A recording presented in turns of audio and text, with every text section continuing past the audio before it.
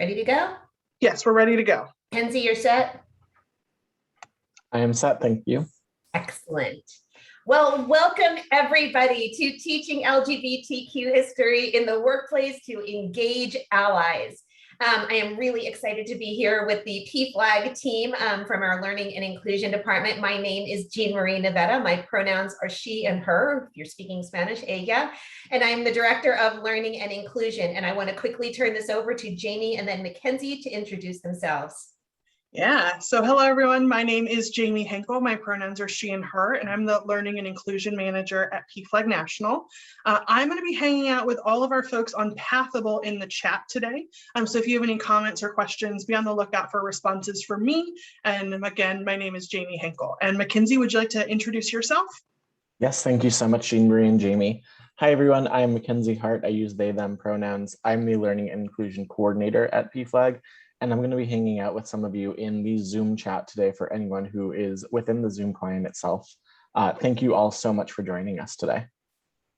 Thank you both. So as we get started on today's session, a couple of ground rules to keep us on track. First of all, this is a learning space and it is a safe learning space. So please interact with us. Be honest about your thoughts and your feelings, but please always use those I statements because we can only speak for ourselves. There is a lot of interaction through today's session, and it is going to be so much more fun if you are playing along with us. We may disagree on something, and that's okay, but let's, when we disagree, do that with kindness. We also hope that you'll give yourself an hour to learn some quiet, so if you can turn off your other distractions so you can be focused. And if you need assistance, again, Jamie and Mackenzie are both in the chat. But the most important thing is have fun, people. I mean, look, we have brought our unicorn crowns, our bows, our floral crowns. I even have a boa for you before this is all over. This is a really fun topic. And if you're wondering, does the crown and the dress match intentionally? Of course it does. I'm a high femme lesbian. So where are we headed today? Can I really do this with the crown? I'm doing it. It's going to hurt my credibility, or maybe not. Who knows? So this is what we are going to be doing today. First, we're going to talk about why we need to have this conversation and why we should be talking about this in our workplaces. Then we are going to get into 5 options for year-round DIY history programs that you do not need your PhD in queer studies to do. We're going to have plenty of time for Q&A, and we're going to have lots of interaction points. We don't have every answer, but we're always happy to share whatever we do know and go searching for other ones for you. And finally, the little bonuses here is that we want you to play along with us. There are a number of interaction points, and believe me, it is going to be much more fun if we are all together. For those of you participating, glory awaits. So with that, I'm turning it over to Jamie and Mackenzie to do our first question. Yeah, so this is a place, if you all want to share in the chat, either in Pathable or in Zoom, what you would or how you would respond to this question. We want to make note, the first ever Pride March was held in June 1970 in New York City. Today, which city has the best Pride parade?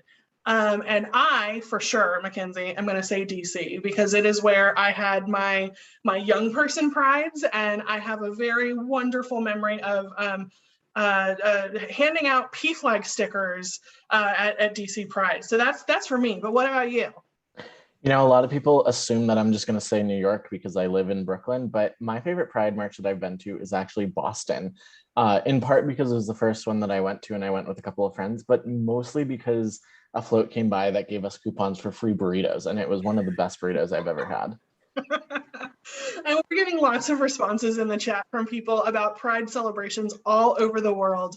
But what we're hoping is that next, now that you've shared in the chat with us, if you've joined us in Pathable, that you'll go over to the polls tab and select that first poll and vote on what you think the actual name of the first ever Pride March was.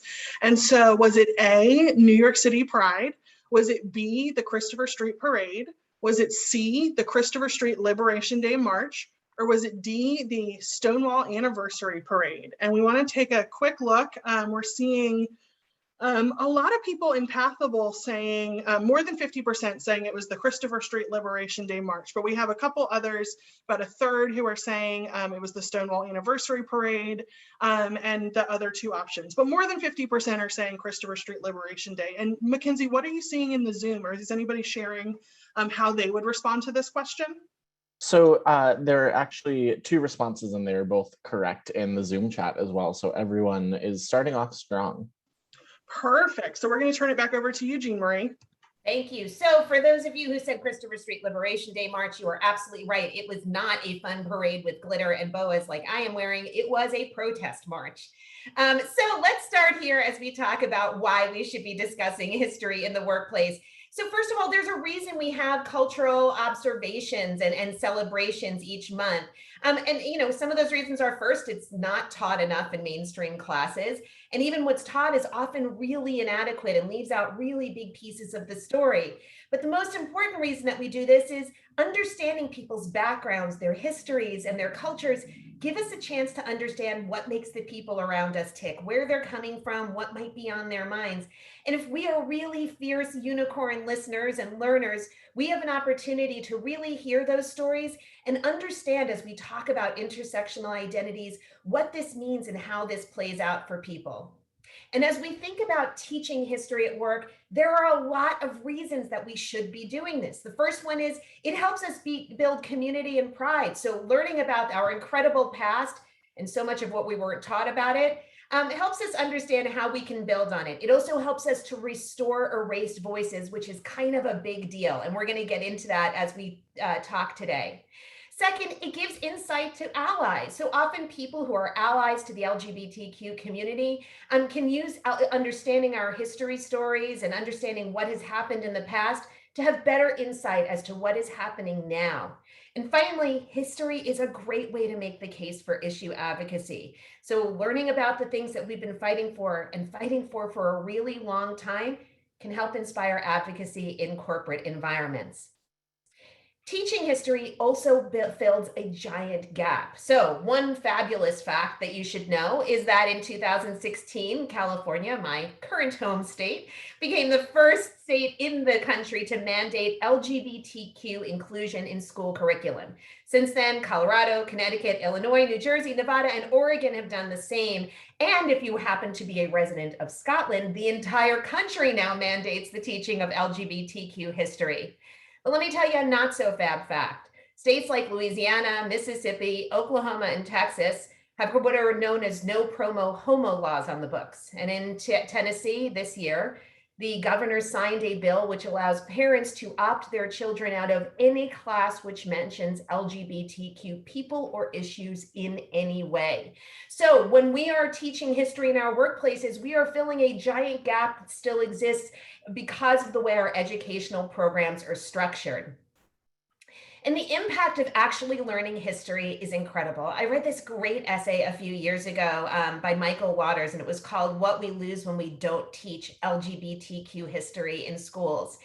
And what he wrote as part of this essay is that how history is a mirror, and how no matter who you are, no matter where you're coming from, your ability to see yourself in the past, to discover your heroes, is an act of hope. And particularly for those of us who are living in really difficult situations, and as we face a lot of really tough legislation out there, hope is really necessary. And it's a great reminder of what is possible for us. But history also does something really critical, which is it unlocks perspectives on progress. So we spend a lot of time at PFLAG talking to people and talking to potential allies and maybe potential allies. And often some of the feedback that we hear from people is, you know, stuff like, but you've made so much progress, you know, you're in the media, you can get married. Why are we still focusing on your issues? Why are we still having these conversations?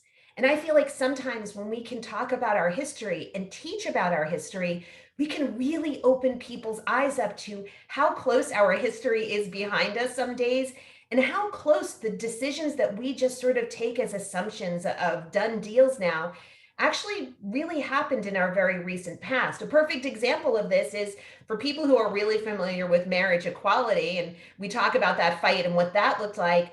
A lot of people don't realize the Lawrence versus Texas decision in 2003, which decriminalized same-sex relationships across the country, it knocked down sodomy laws. That was really key to part of what was happening. But people don't understand that in many states, it was still criminal on the books to be in a same-sex relationship, and that it actually took a Supreme Court decision to undo that in 2003.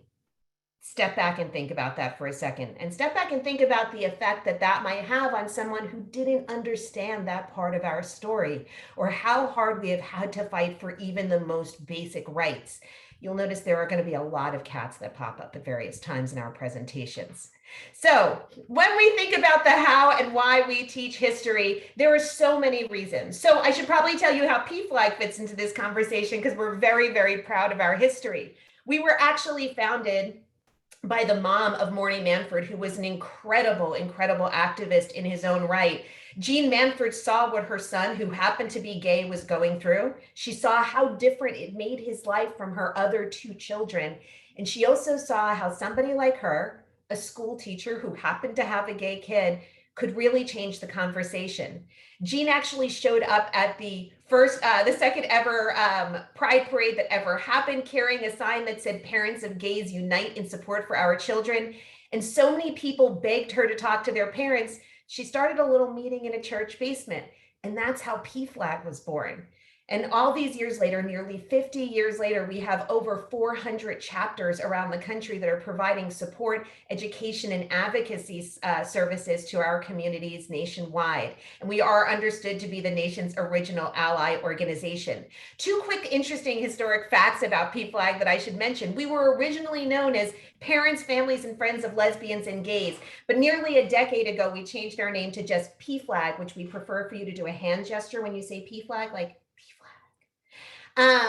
because we have always had a very inclusive mission, and our name didn't necessarily reflect that. And one of the other really neat facts is that PFLAG actually was the first LGBTQ organization in US history that actually had a full trans inclusion policy. We passed a policy many years ago that says we will not advocate or support any legislation that is not fully inclusive of our trans loved ones. And by the way, if anybody is looking for support, you can always find that local PFLAG chapter at pflag.org/find. But when we talk about LGBTQ history, especially here in the United States, the conversation always seems to start at Stonewall, which I'm not minimizing what Stonewall was, but it begs the question, what led up to Stonewall? Who were the people that contributed to make Stonewall happen, to create that sort of magical boiling point that finally occurred? And what has happened after? Specifically, how did we build on what happened at Stonewall in terms of grassroots organizing, political advocacy, and even visibility? And how, when we have this conversation, can we give people insight into what we are dealing with today? But there's also this. So many years ago, when we were beginning to work on writing history classes for workplace clients, I was sitting on a plane doing my work, and the man in the middle seat next to me kept looking at my laptop, and he kept seeing PFLAG stuff, and he finally started talking to me. And because he saw PFLAG, he came out right away, as people do when they meet you and you work for PFLAG. And I told him what I was working on. And this was actually his response. He actually said to me, "But it's really hard to talk about who we are because we don't have a culture like Latinos or Asians." Random gay dude in the middle seat that day completely and totally made my head explode, because it made me sad and it made me frustrated that somebody in my own community would say something like that, when I actually know, even from my limited knowledge of history, how many incredible contributors to where we are today came before us, and how our culture has influenced everything around us in the mainstream. And it really made me realize we have got to do a better job in telling our stories. And we could even use our history to cue up conversations about those present issues that we are grappling with. So, for example, we can teach people about signs and symbols that, the LGBTQ community has used to be seen. So I could start by telling you the story of Gilbert Baker and the creation of the first pride flag. But then I can also tell you that that flag has never been static, that it has actually changed many times over the years. There have been the addition of stripes, the removal of stripes, the addition of alternate designs. And it brings us to the conversations that many of us are participating in now about how we visibly represent ourselves. I have feathers flying all around my face right now, I need to tell you that. So it could bring up conversations about things like the Progress Pride flag and why some people are so excited about it, and talking about why some people really get very frustrated by it. And that cues up a really important discussion about inclusion. So we can use history to unlock our present issues, and in doing so, give people tremendous background into what has come before and how it's influencing today's discussion. So just to let you know, when PFLAG teaches history in workplaces, there are two main classes that we offer, and I just wanted to give you an idea of how we approach it, and not say that this is the only way to do it, because it is not, but it's just one way to look at history. So in our History 101, when we're talking to people, we sort of start with the basics. We first of all make that case for learning history. We then get into actually talking about science. I'm really fascinated by some of the researchers that have brought us to where we are today. And I think teaching about them teaches really interesting evolutions and developments in our story. We then get into LGBT orgs, especially those that predated Stonewall and the contributions that they made.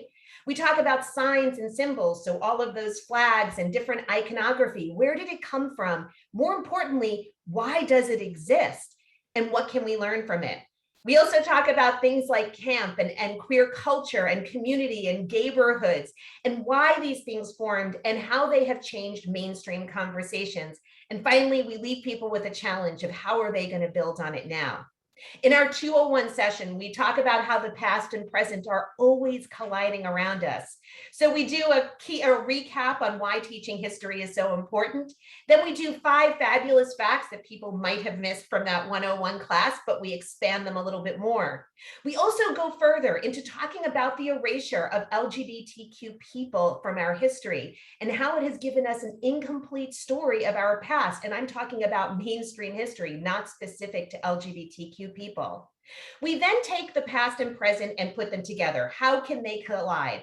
We take 3 to 5 different issues that we find that people are grappling with at any time. Those might be policy related, they might be social change related, and find where there are parallels in LGBTQ history that can, first of all, inform what is happening now, create awareness around what has happened in the past, and give us some clues of how to move forward. And finally, one of my favorite things about that 201 is we ask people how they're going to make history. We introduce 4 key figures from LGBTQ history and use them as examples of different kinds of advocacy, from the behind the scenes drivers to the people who are out in front rattling people's cages. We get into that and help people find their personal advocacy models using our history heroes. So what have we learned from these learners? Sometimes we've learned the best thing about teaching is actually listening to other people. So the first thing that I have learned is even people in our own community do not know our history. I mean, I think it's to be expected because very few of us were taught these things, but sometimes it is a little bit surprising and it is a little bit unfortunate because it just makes you realize how much we've been deprived of when we were growing up. There is sometimes awe in a really good way. We often have people having those light bulb switching on moments where they start connecting the dots. And it's always exciting to see people having these realizations of what these timelines of issues actually look like. So we also see people sort of seeing things that they have recognized around them in the present and then understanding where they came from. So for example, when we're talking about camp, you suddenly see people thinking about watching Pose and some pieces of it that maybe didn't make sense to them start to fall into place. And finally, there is so much pride. From LGBTQ people to our allies out there, people are really thrilled to see themselves as part of the story. It's exciting to know that you're there too. And I think for ERG members, this can translate into a whole lot of excitement and in turn, engagement. So you do not have to be a history professor to actually teach any of this. I wanted to talk about ways that you can get started on teaching LGBTQ history at work.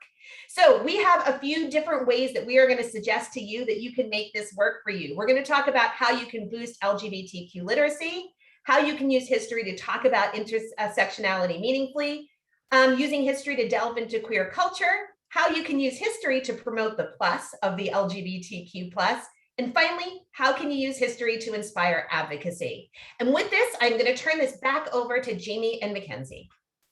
Yeah, so this is another place where we would absolutely love to hear from people in the chat, but we wanted you all to know Gilbert Baker introduced the rainbow flag as a symbol of pride in 1978. And we're hoping that you can share which part of the LGBTQ plus community has the best pride flag today. And Mackenzie, do you want to go first?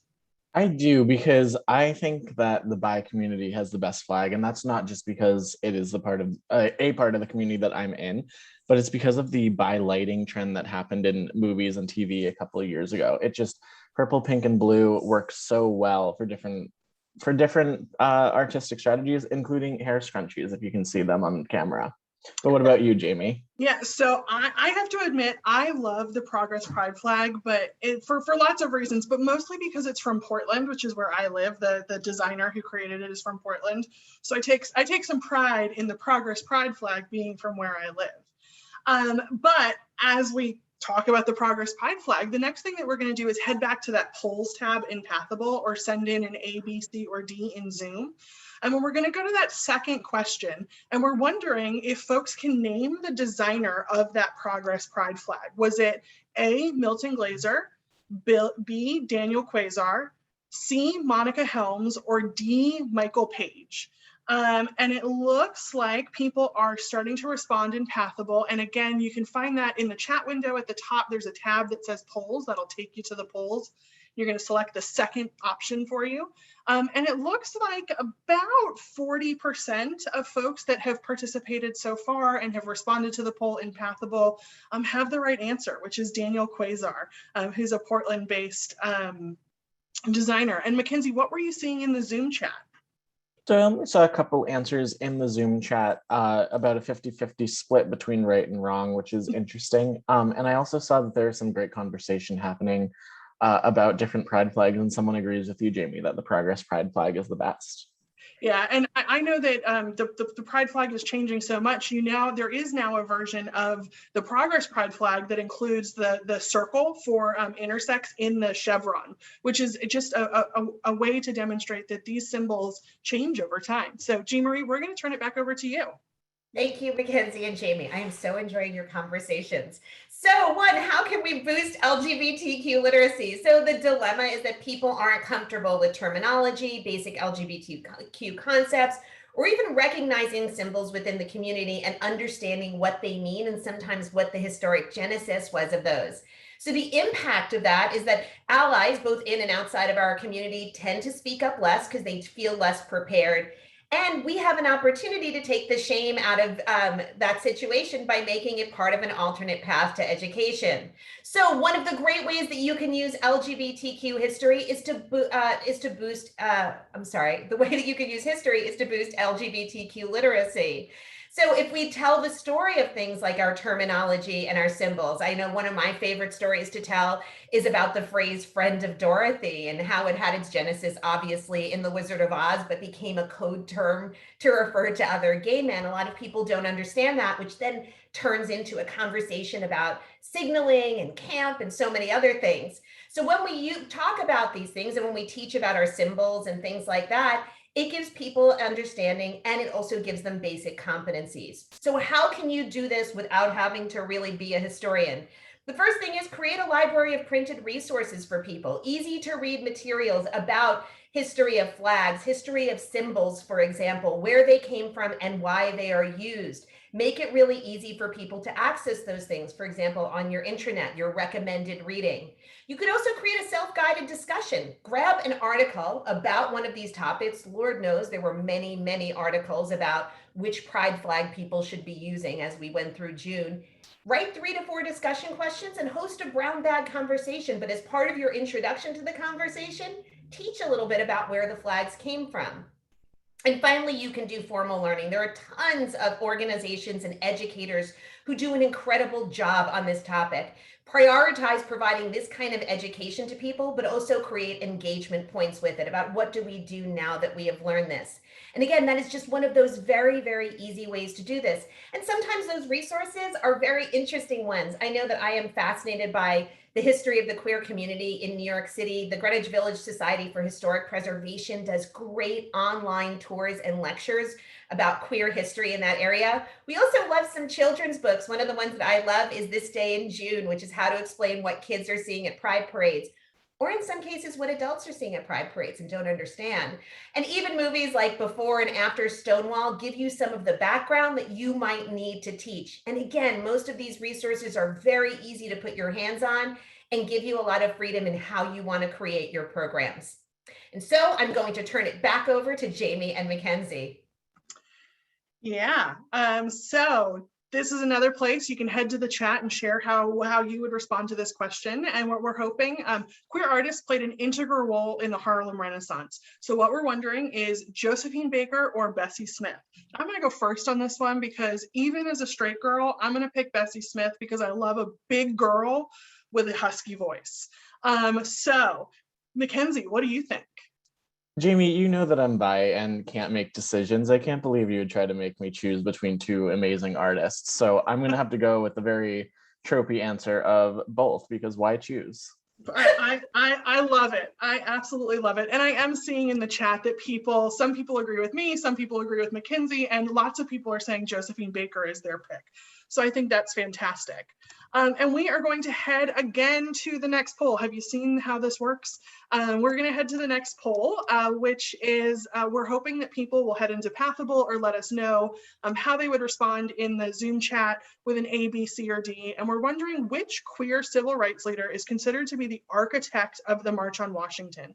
Was it A, James Baldwin, B, Pauli Murray, C, Bayard Rustin, or D, Marsha P. Johnson?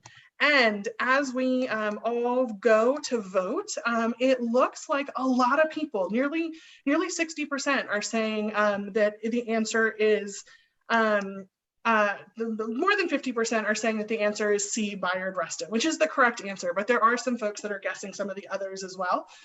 Mackenzie, what are you seeing in the chat? So only a few people in the Zoom chat have put answers, but they were all correct. So we are batting at 100%. I don't think that's the right sports term, but give it a try. Wonderful. Thank you all so much. And we're going to turn it back over to G. Marie. For those of you who don't know us, our team has a long-standing debate over sports and queer identity. And I always tell people the fact that I watch sports is the only reason people believe I'm a lesbian. But some of us are seriously challenged. When we have opportunities to talk about major historic events like the March on Washington and who was part of that, we can really get into those conversations about intersectionality and in a truly meaningful way, not just saying that somebody was, for example, both Black and gay, but talking about what did it mean to be both of those identities? What did it cause in that individual's life? And how did it change the course of their life? And in turn, history, and Bayard Rustin is a perfect example of that. His story was barely even told historically. It is only recently that we have started to hear this much more. And there is A Brother Outsider, for example, is an incredible film to learn about that. But we have this opportunity to not just say, intersectionality is there and we have intersectional identities, but to make it actually mean something and help people see that when we have multiple identities, we are seeing different results in terms of how people do their work. So the dilemma is that while intersectionality is used everywhere, people often don't understand what it truly means, because it really isn't just referring to how you identify. It is referring to the systems of power and privilege that then influence your life because of those two identities and how they both need to be seen at the same time, but not individually. The impact about this, of course, when people don't understand this, is that conversations about intersectionality just tend to begin and end with oppression and not understanding the systems around them and having those deeper conversations. It also, when we don't have conversations like this, it sort of emphasizes this perception that the LGBTQ community is primarily white, which is not true, and that it skews people's perceptions of history. So how do we start talking about intersectionality meaningfully? How do we go beyond just saying people were two or three things and really help people understand what those two or three things, for example, meant to their lives and frankly, to their own today? So this is a great cross-network opportunity. So what other ERGs in your organizations are doing a great job teaching intersectionality? And how can you, as the LGBT group, help elevate those voices that have had an impact on multiple communities? This is your chance to unerase history, unicorns. So printed materials, I would be remiss if I didn't suggest this first. Please, please, please, if you have never read Kimberly Crenshaw's Demarginalizing the Intersection of Race and Sex, please read it. We've all used this word, but I often wonder how many people have actually read Kimberly Crenshaw's original words. Please do honor to this theory, which she was building on Indigenous women's theory originally as she built this, and actually understand what's going on. It leads to a really fascinating conversation that you can have, and a really educational one. Then you can take it to a self-guided discussion. Again, look for some articles that bring this concept up to date, and then lead a discussion about how it's applied today and how the theory has changed. I was actually recently preparing for a panel that I had been asked to be on, and it was talking about intersectionality, and I found a phenomenal interview with Kimberly Crenshaw talking about how she sees this theory today, how she's seen it changed, how she's seen it used, and her perceptions of where things are. It was truly fascinating, and it just made me feel so much more confident about the conversation that I was about to engage in. And finally, you can also do some more formal learning. There are incredible films out there that you can use to educate around many of these change makers. And I will note that many of these films have educational resources that are included with them, especially if they are films that are actually being used on PBS. One of the newest ones that's out, and if you haven't seen it yet, it is on Amazon. It is called My Name is Polly Murray. It is about a non-binary civil rights leader whose story has definitely not been told in the way that it should have been, and it's truly fascinating. But even looking at things like Paris is Burning, so many people know what Pose is and have watched Pose, and I've even heard people in our own community say, I didn't know that any of that existed. Well, the place where you can find that original source where so much of this was originally talked about is in that film. So there is your opportunity to screen the film, find some discussion questions, talk about how it is the same and maybe different from what people thought it was. What did people learn? What did people see? And how does it change their perceptions of this conversation? These tools are out there, and you do not need to be an expert to have these conversations. And in the process, I bet you're going to learn about some new things too. And so with this, I am back to Mackenzie and Jamie, and I have a very bad feeling that this one's going to get a little bit violent.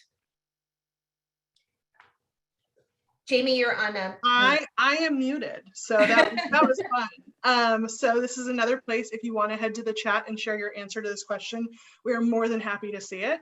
But Melissa Etheridge came out in 1993 in an event called the Triangle Ball. Which early 90s Lilith Fair era lesbian or queer rocker was the most influential? And Mackenzie, I'm going to let you go first with this one.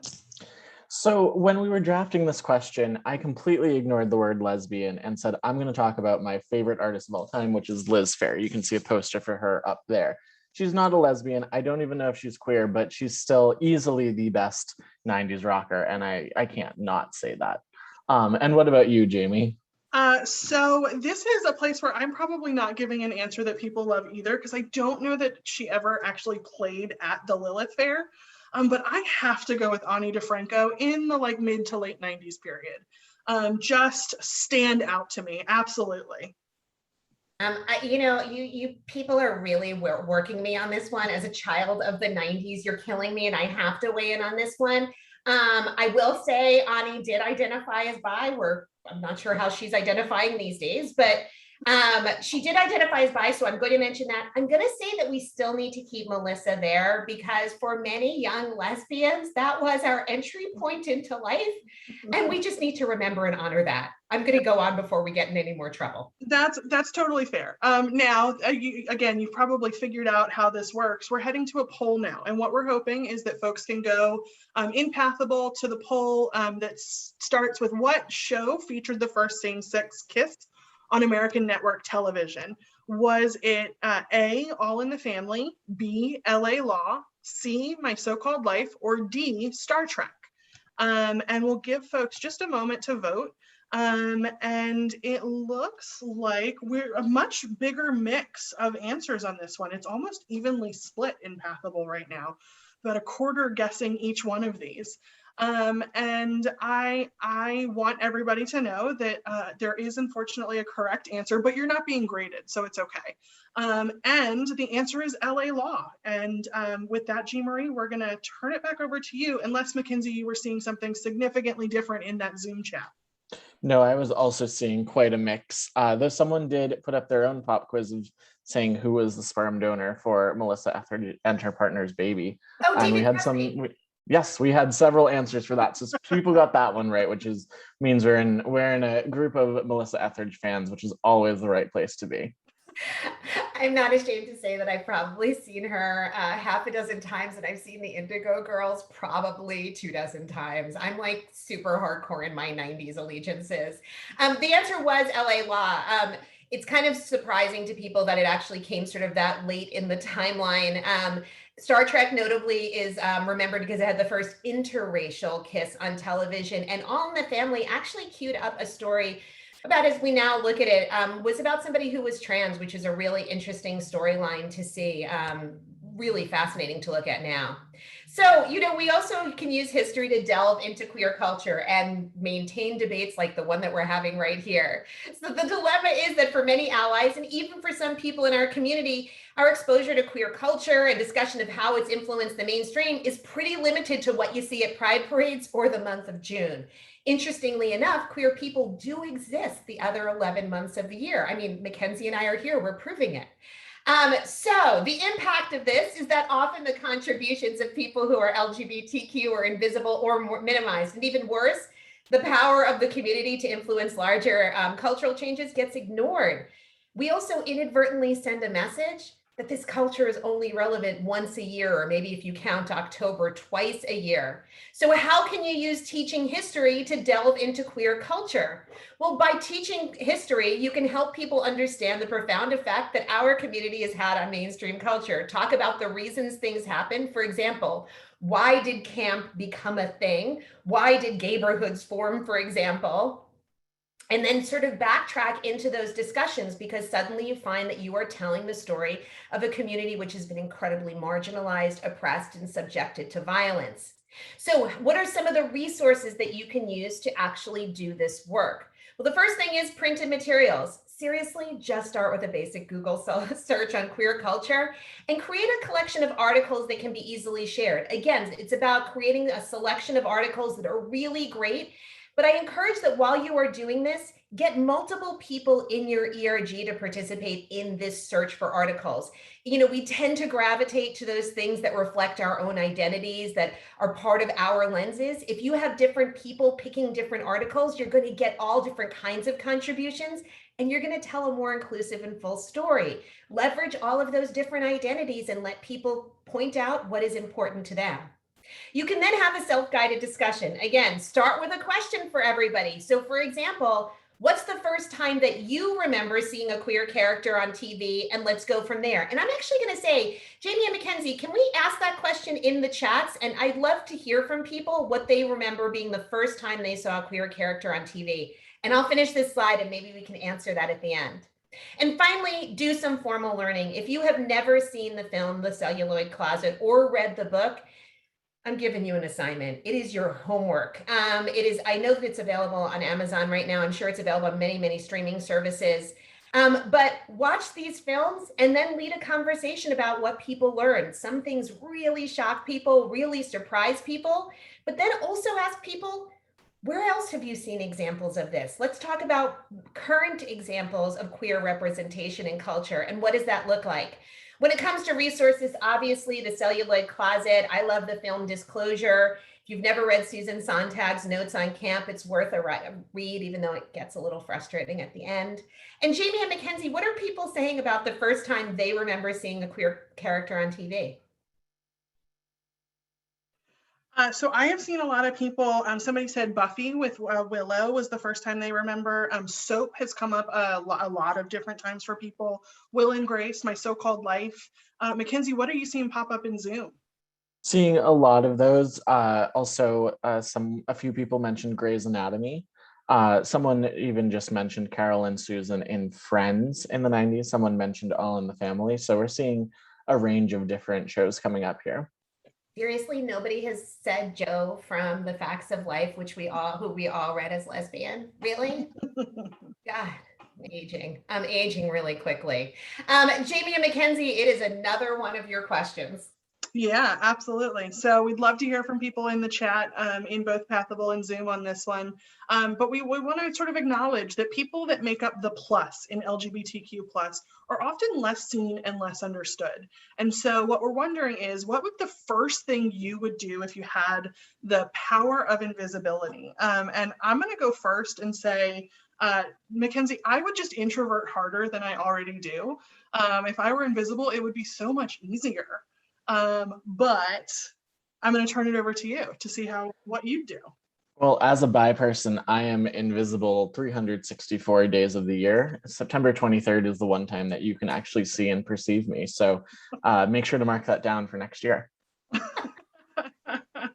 And my answer of I'm going to try on all the jewelry at Tiffany's probably isn't as good as Mackenzie's answer. Yeah, I didn't have any way to respond to that. So Jean Marie, thank you. And as we head to the poll, what we're hoping is that folks can share if they know which city established the first ever Bi Pride Day. Was it A, Miami, B, Atlanta, C, Chicago, or D, Berkeley? And we'll give folks just a moment to vote. And we're seeing, again, a bit of a mixed response to this one with those initial responses. But the majority of folks got the correct answer, more than 40%, the correct answer, which is D, Berkeley. Now, Mackenzie, what did you see in the chat for that one? Actually, only one person answered in the chat this time, but they got it right, which is great.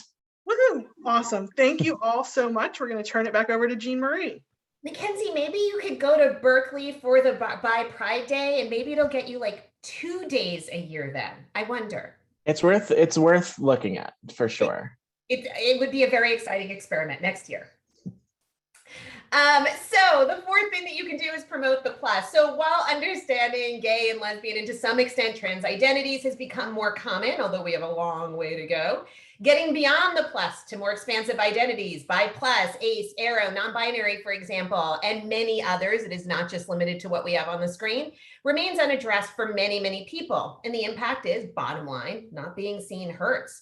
And not talking about the reality of diversity inside of LGBTQ spaces totally minimizes the contributions of so many important people, and it deprives advocates of an opportunity to expand their skill sets.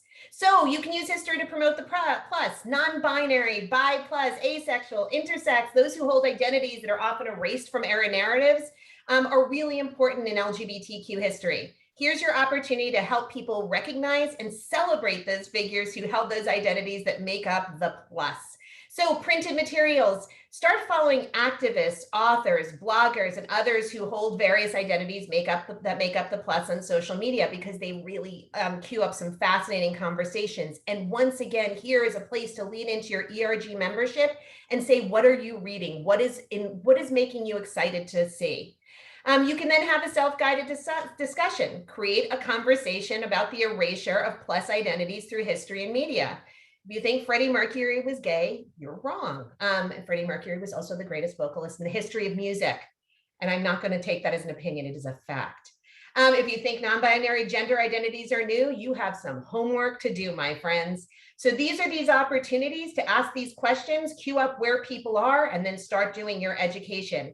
And finally, formal learning. There are so many incredible organizations out there that are talking about these issues, that are restoring the stories, that are making sure that people have visibility. Stuff like Gender Spectrum, the Bisexual Resource Center, AVEN, Interact, and many, many, many others. We only have a couple up here. So see how your ERG can support and possibly fund some of the work that they are doing. So those resources that we love are definitely those organizations and many more. We're going to have a resource page for you after this is over. We also have our Something to Talk About live show. We'll tell you about that at the end of the session. We've talked about many of these things. It's a great way to screen a quick 30-minute conversation that's very educational and then engage people in a conversation. And with that, I'm turning this to Jamie and Mackenzie for, I believe, our last question. I was muted again, and I said something that was really brilliant, but we're changing it up just a little bit because this one is a poll as well. Would love to hear from people in the chat, but if you're with us in Pathable or you want to respond with one of the poll questions for this sort of no right answer question, you can absolutely do that. And what we're hoping is that you can think about or tell us which legal or legislative decision you think had the biggest influence on LGBTQ progress in the United States. Was it A, marriage equality, B, the decriminalization of same-sex relationships, C, the repeal of Don't Ask, Don't Tell, D, the Bostock decision, or E, the release of Britney from her conservatorship? And as we all think about that one and think about what we think is the most important, we really are seeing a mix of responses here. But in Pathable, at least, most people are saying that it was the decriminalization of same-sex relationships. And Mackenzie, you know this already, I think that the Bostock decision in 2020 was absolutely the most significant because I wrote my master's thesis on it and on Employment Non-Discrimination Act and the history of it. So for me, that is like the end all be all, but I know that you think something a little bit different. Yeah, so I kind of have two thoughts on this. The first is very myopic for myself personally, and that was marriage equality in Massachusetts, because before then I didn't realize that there were queer people or people, like I just assumed maybe that was the bisexual in me, that I just assumed everything was fine. I didn't realize that marriage equality was even an issue in fourth grade. So after that, that's what led me into wanting to do advocacy. But my other answer is that I actually really hope that we have the most monumental and influential policy in the coming future. I hope that we have a really bright future in front of us with future legislative victories. Yeah. And now to the question that actually does have a right or wrong answer. We're wondering if folks can share with us that last poll in the Pathable system, or you can give us an A, B, C, or D. We're hoping you can tell us in what year the first version of the Equality Act was introduced. Was it A, 1974, B, 1992, C, 2001, or D, 2020? And we are hoping that folks can share what they think the answer to that question is. And we'll give folks just a second for this one. But it looks to me like in Pathable, again, the majority of folks, but not everybody, are choosing the correct answer, which is 1974, which was a really long time ago. So Mackenzie, what were you seeing in the Zoom chat for that one? So again, only one person answered and they got it right, but some people were having really nice conversations about Bostock and other decisions that have affected them, which I think is really, really cool to see in the chat. Yeah, absolutely. Really, we're not going to talk about Britney? I even watched the movie in preparation for this. I'm so disappointed, people. So the fifth way that you could use history is to inspire advocacy. So the dilemma is people do get intimidated by advocacy work. It feels too political, and a lot of people we see sort of opting out of it. And it's not often seen as part of an inclusion effort, when in fact it is. Let's face it, non-discrimination legislation, which involves advocacy, has been absolutely critical for many communities. And these are things that we talk about in the workplace. The impact when we don't talk about these issues are a whole lot of voices aren't being heard on our side, but often our opposition actually is. So find ways to inspire advocacy by teaching history. Teach people that, for example, what we are fighting for in the Equality Act, very basic things, we have been fighting for that piece of legislation for 47 years. That is kind of mind-blowing to people. Did you know that before we had the Bostock decision, about 75% of Americans didn't know that you could get fired or treated differently for being LGBTQ? We have a long way to go. And often when people learn these facts, they're more inspired to act. So help people understand where we've been, how hard we've fought, and the history of our advocacy, and then connect it to what is happening today. So there are lots of great printed materials out there, a number of incredible publications. We have a few examples of them right now. I actually had the chance yesterday to interview Eric Cervini, who wrote The Deviants War, which is about pre-Stonewall and the Lavender Scare, and Frank Kameny. It is an incredible book. Sarah Schulman's Let the Record Show about the history of ACT UP is phenomenal. And of course, Randy Schild's classic Conduct Unbecoming tells the story at the time of Don't Ask, Don't Tell. But these are ways to give people a lot of much deeper insight into those stories. You could also have a self-guided discussion. So ask your ERG members to discuss why, for example, the Equality Act matters. Help them develop their quick elevator speeches and talk about how to share their story and the impact of this legislation. And then finally, formal learning, your local PFLAG chapters, your local LGBTQ community centers, your statewide equality groups, so go to the Equality Federation, can all help you learn about what legislation is relevant where you are doing your work, where you are living, because there are, we know this right now, over 140 bills that we are looking at, and none of them are very good. So learn what the impact is locally. And again, those resources out there, all of those great books that are there, things like the Equality Federation, the Election Protection Line, all give us a lot of great materials to support our learners. So this gets us to our resources, our wrap up, and our Q&A time. My big thing for everybody is you do not need to be a historian to do this work. I did a very quick Google image search on LGBT history display. That's all I put in. And these were just a handful of the things that I got. And these were not created by professional historians. Some of them were from workplaces, some were from schools, some were from libraries. But people all found things that inspired them and put them together. And even though they might not be perfect and they might not be, super, super pretty or something like that, the bottom line is that people see this information and it starts a conversation. It gets people thinking. It makes people have that, oh my goodness moment, I had no idea. And that is so exciting. But the only way that happens is if one of us cues up the conversation. And if we could do it, so can you. There are lots of ways to implement this. The bottom line is that this time, the story of our community, our history, is in our hands to tell. I really loved this quote from Billy Porter. He said, we're at the forefront of telling our own narrative. It's not at the hands of people who are outside the community anymore. It's so dreamy. I just feel blessed to have lived long enough to see this day. I very much feel the same way. I am so happy and excited when I hear people having these conversations and getting frustrated by what we were never taught, but getting excited by what we can do if we choose to tell these stories and restore so many of them into our narratives. And so with that, we have time for Q&A. I am going to, I'll flip this back up there, or maybe Jamie and Mackenzie, we could pop our emails into that chat if people are looking for us. But I also want to make sure that you know about two quick things.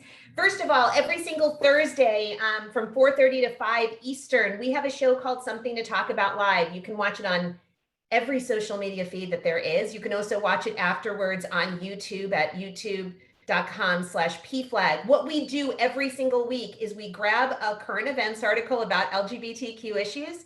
We invite some guests who are talking about these or creating news about these stories to come on and talk about it with us. And we have a 30-minute conversation. You can weigh in the chat and ask questions of our guests if you'd like, or you can watch it afterwards. We also post every single article and discussion questions for you. We now have, I think we're up to 85 episodes, and everything is archived. Please use these during your ERG conversations when you're looking for an easy program. We would love for you to take advantage of this free resource, and you can get all of those lists of the past shows and the stuff coming up at straightforequality.org/discussion series. Yesterday, I had Eric Cervini and Eric Marcus, who wrote Making Gay History and does the Making Gay History podcast. So yesterday's was about history. Next week, we have one of the producers and one of the participants from the film Cured, which is about the removal of homosexuality from the DSM. So there's lots of stuff in there if you want to use it for history. We also have PFLAG social media. Great way to keep getting information about what's going on. We are at PFLAG, or for the Ally program stuff, we are at S like Sam, the number 4, and the word equality for Straight for Equality. And finally, we put together some great resources for you today at straightforequality.org/summit21-history. And with that, Jamie and Mackenzie, I'm going to pass out because I've talked too long. So do we have questions while I drink water? Yeah, well, while you take a sip of water, and I'll get started with the answer to this question because it came up pretty early, and I think that it's a question that we hear time and time again when we do this work together. Somebody was wondering if we had any recommendations for having conversations about LGBTQ plus history with children in our lives, with our own children, with our nieces and nephews, with any youth that we are connected with. And my first recommendation, as Jean Marie takes a sip of water and a few deep cleansing breaths, is the media that they're already consuming. It was, I feel like I'm feeling very nostalgic about it right now because of the things that happened on social media and because it's 30th anniversary or 25th anniversary, whatever the case might be. But like last year, Blues Clues did a video clip on the history and the significance of pride parades. And there was a song and there was animation and there was all this amazing stuff. So think about the things that your children or the children in your life are already consuming. Somebody mentioned She-Ra in the chat. But use those to create conversation. Use those to create conversation about LGBTQ history, about LGBTQ people, about folks in their lives that they might encounter one day, because I think that that is a great way to start the conversation. And Jean Marie, I know you have a great recommendation as well. Oh, I do. I'm actually flipping through my book right now. I have visual aids for once in my life. I love children's books to do this. I have a whole library of them behind me. I love This Day in June. I talk about it all the time because I think it's such a great answer when people say, how do I explain dykes on bikes? And I'm like, here is the way that you explain that. And it gives cultural context, but there are so many great children's books. And I don't mean just little kids. I mean, there's straight up to young adult literature that you can use to cue up this discussion. And Mackenzie, do you have anything you want to add to it? So some people are actually shouting out some great examples in the chat that I would just like to lift up. So a few people also mentioned Blue's Clues. Several people mentioned She-Ra on Netflix, the short film Out on Disney Plus. Someone mentioned Kipo and the Age of the Wonder Beasts. I believe that's also on Netflix. I may be wrong. And then someone mentioned the children's book I Am Jazz, as well as and someone told a story about how they weren't allowed to play with My Little Pony as a child because it was quote unquote not for boys, but they did secretly, and Moon Dancer is their favorite. Bronies. Thank you. What else do we have out there, Jamie? So Jean Marie, there was another question, and this is a pretty big one, but somebody was wondering if you had any recommendations for sort of preparing for whatever the next big anti-LGBTQ attack is going to be when it comes to policy. Like, how do we get ready for what's coming, I guess is the core of that question. Do you have any recommendations? I have to be honest, I wish I knew some days, because there are days that I look at what has hit us and it still leaves me stunned. I think one of the best ways is that we have these conversations all the time, because if the only time we talk about our issues and our lives and what we are facing is when there is a crisis or when we need to do a campaign, we've already lost, because then it is seen as opportunistic. We're only getting into this because of that. I think the more that we are having these conversations all the time, and the more of us that are telling our stories and are out there, and I recognize being out is a privilege and not everyone has that privilege, but the more people that know us, the harder it is for this legislation to move, because suddenly it's not about the queers, it's about the person who you really care about and love. It's about your favorite person at work.